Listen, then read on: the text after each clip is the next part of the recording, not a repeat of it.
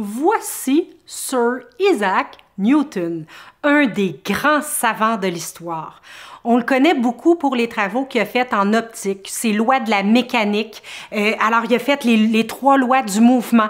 Il a vraiment analysé l'environnement autour de lui et toujours, toute sa vie, il a tenté de comprendre comment ça fonctionnait, pourquoi ça fonctionnait comme ça et comment je pourrais mettre ça en loi mathématique, en équation très précise et très carrée. C'est à lui, entre autres, qu'on doit la loi d'attraction gravitationnelle. L'histoire dit qu'il rêvassait juste sous un pommier et qu'à un moment donné, une pomme est tombée sur sa tête et la loi de l'attraction gravitationnelle lui est apparue instantanément.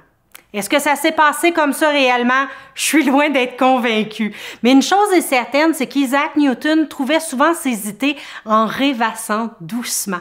Alors, ça se peut très bien qu'il ait rêvassé cette journée-là sous un pommier. D'ailleurs, c'est un des premiers scientifiques de l'histoire à avoir vraiment eu une reconnaissance officielle de l'ensemble de la société.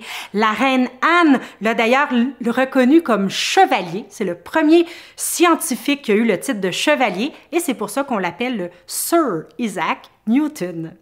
Et Isaac Newton est mort à l'âge vénérable quand même de 85 ans.